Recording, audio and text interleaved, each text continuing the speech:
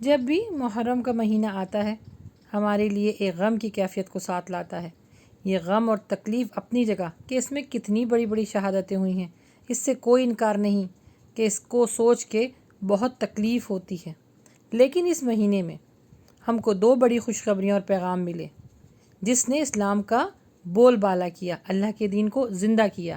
ظالموں کو یہ پیغام دیا حضرت موسیٰ علیہ السلام نے اور حضرت امام حسین نے کہ سر تو کٹوا سکتے ہیں، جانیں بھی قربان کر سکتے ہیں، اپنا سب کچھ اللہ کی راہ میں قربان کر سکتے ہیں، لیکن ظالموں کے آگے سر نہیں جھکا سکتے۔ اسی لیے قیامت تک اس دن کی جو حیثیت ہے وہ ہے خوشی کی حیثیت ہے۔ آپ سوچ رہے ہوں گے کہ کیوں؟ تو آئیے جانتے ہیں۔ نبی صلی اللہ علیہ وآلہ وسلم جب ہجرت کر کے مدینہ پہنچے تو مدینہ میں آپ نے دیکھا کہ جتنے بھی یہودی تھے انہوں نے روزہ رکھا۔ تو آپ صلی اللہ علیہ وسلم نے دریافت کیا کہ ان لوگوں نے روزہ کیوں رکھا ہے؟ تو حضرت ابو موسیٰ اشعری نے فرمایا کہ اللہ کے رسول صلی اللہ علیہ وسلم ان کا یہ کہنا ہے کہ اس دن اللہ سبحانہ وتعالیٰ نے حضرت موسیٰ علیہ السلام کی قوم کو یعنی بنی اسرائیل کو فرعون سے آزادی دی تھی، تو حضرت موسیٰ علیہ السلام نے شکرانے کا روزہ رکھا ہے، تو اسی لیے یہ لوگ بھی اس سنت کو فالو کرتے ہیں۔ یعنی یہ دن ان لوگوں کے لیے عید کا سماں ہوتا ہے، اپنی عورتوں کو زیورات پہناتے ہیں، خوشی مناتے ہیں عید کی طرح۔ تو آپ صلی اللہ علیہ وسلم نے فرمایا اگر یہ بات سچ ہے تو موسیٰ یعنی حضرت موسیٰ پر ان سے زیادہ ہمارا حق ہے، یہ یہودی ہیں اور ہم ایمان والے۔ آپ صلی اللہ علیہ وسلم نے اس دن یعنی عاشورے کے دن روزہ رکھا۔ حدیث میں آگے آتا ہے کہ اس روزے کی فضیلت یہ ہے کہ پچھلے سال کے صغیرہ گناہ معاف کر دیے جاتے ہیں، اور اللہ کے نبی نے فرمایا کہ اگر اگلے سال میں زندہ رہا تو میں 9 اور 10 کا روزہ رکھوں گا تاکہ یہودیوں کی مخالفت ہو سکے۔ لیکن اگلے سال آنے سے پہلے اللہ کے نبی کا وصال ہو گیا، تو اب یہ سنت ہے کہ 9 اور 10 کا روزہ رکھا جائے۔ تو در حقیقت یہ ہے روزے رکھنے کی اہمیت، فضیلت اور اس کا ریزن۔ ہمارے عرف عام میں یہ بات مشہور ہے علم کی کمی کی وجہ سے کہ سب یہ کہتے ہیں کہ حضرت امام حسین کی شہادت ہوئی تھی اور ان کے اوپر کھانا پینا بند کر دیا گیا تھا، اس لیے ہم اس دن کا روزہ رکھتے ہیں۔ حالانکہ اس دن کا روزہ صرف اور صرف حضرت موسیٰ علیہ السلام اللہ سبحانہ وتعالیٰ کے شکرانے میں رکھتے تھے، یعنی وہ شکر ادا کرتے تھے کہ ان کو فرعون سے آزادی ملی۔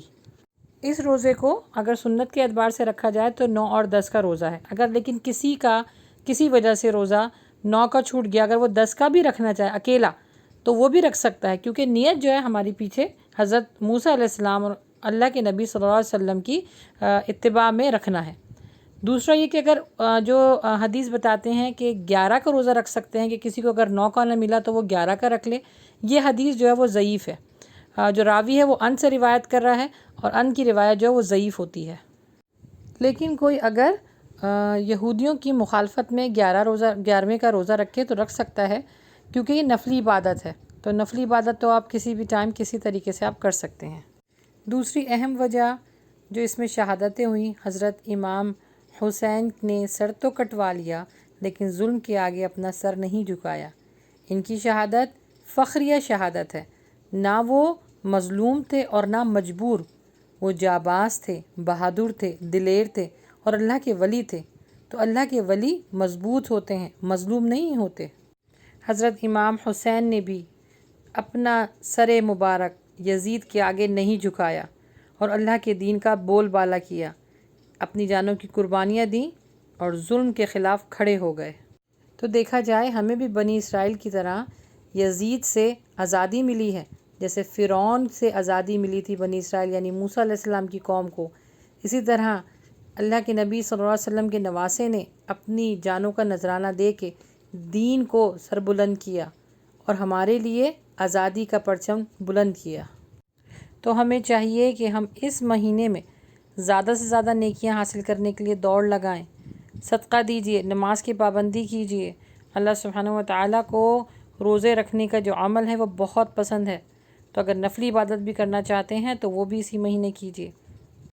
اتنی قیمتی جانوں کا نذرانہ دے کے ہم نے یہ دین کو حاصل کیا ہے، تو خدارا اللہ کے دین کو قائم کیجیے، اللہ سبحانہ وتعالیٰ کے احکامات اور نبی صلی اللہ علیہ وسلم کی تعلیمات پر عمل کیجیے، اس محرم میں کوشش کیجیے کہ کوئی بدعت والا کام نہ ہو، کوئی ایسا کام نہ ہو جس سے اللہ کے نبی، کیونکہ محرم میں ہم جو کام کرتے ہیں وہ زیادہ تر بدعات پر مبنی ہوتے ہیں۔ حلیم پکانا، نیاز اس طرح بانٹنا، غیر اللہ کے نام کی نیاز جو ہے پکانا، یہ سب جو ہے وہ بدعات میں شمار ہوتا ہے۔ جس مقصد کے تحت یہ دین حاصل کیا گیا ہے، اللہ سبحانہ و تعالی ہمیں اس مقصد کے تحت چلنے کی توفیق عطا فرمائے۔ یہاں پر ایک بات اور شیئر کرنا چاہوں گی کہ کسی نے مجھ سے کویشچن یہ کیا کہ کیا قربانی کا گوشت محرم میں کھانا حرام ہے؟ تو نہیں، ایسی نہ کوئی حدیث ہے، نہ ایسا کوئی قول ہے، نہ قرآن ہے، نہ حدیث ہے۔ آپ محرم میں قربانی کا گوشت جتنی دیر تک اگر سنبھال سکتے ہیں تو بالکل کھائیں، اور اس میں کوئی جو ہے ممانعت نہیں ہے۔ باقی اس محرم میں جو غیر شرعی چیزیں ہیں ان سے بچیں۔ اللہ سبحانہ و تعالی ہمیں نیک عمل کرنے کی توفیق عطا فرمائے۔